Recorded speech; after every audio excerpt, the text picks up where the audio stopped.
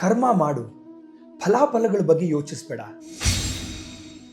ನಾವು ಏನೇ ಕೆಲಸ ಸ್ಟಾರ್ಟ್ ಮಾಡಬೇಕಾದ್ರೂ ಒಂದು ಡೌಟ್ ಇರುತ್ತೆ, ರಿಸಲ್ಟ್ ಏನಾಗುತ್ತೆ ಅಂತ. ಆದರೆ ಕೃಷ್ಣ ಏನು ಹೇಳ್ತಾನೆ ಗೊತ್ತಾ? ಅರ್ಜುನ ಈಗಲೂ ಕೂಡ ಕನ್ಫ್ಯೂಸ್ ಆಗಿದ್ದಾನೆ. ಯಾಕಂದ್ರೆ ಅವ್ನು ಯುದ್ಧ ಮಾಡ್ತಿರೋದು ಅವರ ಸ್ವಂತದವ್ರ ಜೊತೆ, ಅದರಿಂದ ಅವನ ರಿಸಲ್ಟ್ ಏನಾಗುತ್ತೆ ಅಂತ. ಆದರೆ ಕೃಷ್ಣ ಅವನಿಗೊಂದು ಒಳ್ಳೆ ಪವರ್ಫುಲ್ ಮಾತು ಹೇಳ್ತಾನೆ. ಕೃಷ್ಣ ಹೀಗೆ ಹೇಳ್ತಾನೆ, ನಿನ್ನ ಹಕ್ಕು ಕೆಲಸದ ಮೇಲೆ ಮಾತ್ರ ಇದೆ, ರಿಸಲ್ಟ್ ಮೇಲಲ್ಲ. ನಾವು ಲೈಫಲ್ಲಿ ಏನು ಮಾಡ್ತೀವಿ ಗೊತ್ತಾ? ಕೆಲಸ ಸ್ಟಾರ್ಟ್ ಮಾಡೋಕ್ಕಿಂತ ಮುಂಚೆನೇ ರಿಸಲ್ಟ್ ಬಗ್ಗೆ ಓವರ್ ಥಿಂಕ್ ಮಾಡ್ತೀವಿ. ಇನ್ನಾದರೆ ಫೇಲ್ ಆದರೆ ಅದರಿಂದ ನಾವು ಸ್ಟಾರ್ಟು ಕೂಡ ಮಾಡಲ್ಲ. ಆದರೆ ಒಂದು ಸಿಂಪಲ್ ಟ್ರೂತ್ ಏನಂದರೆ, ನೀನು ಕೆಲಸದ ಮೇಲೆ ಫೋಕಸ್ ಮಾಡಿದ್ರೆ ರಿಸಲ್ಟ್ ಆಟೋಮೆಟಿಕ್ಕಾಗಿ ಸಿಗುತ್ತೆ. ಅದೇ ನೀನು ರಿಸಲ್ಟ್ ಮೇಲೆ ಫೋಕಸ್ ಮಾಡಿದ್ರೆ ನಡೆಯೋ ಕೆಲಸ ಕೂಡ ನಡೆಯಲ್ಲ. ಆದರೆ ಕೃಷ್ಣ ಕೂಡ ಇದೇ ಹೇಳೋದು, ಮಾಡೋ ಕೆಲಸನ ಮನಸ್ಸಿಂದ ಮಾಡು, ರಿಸಲ್ಟ್ನ ಬಿಡು.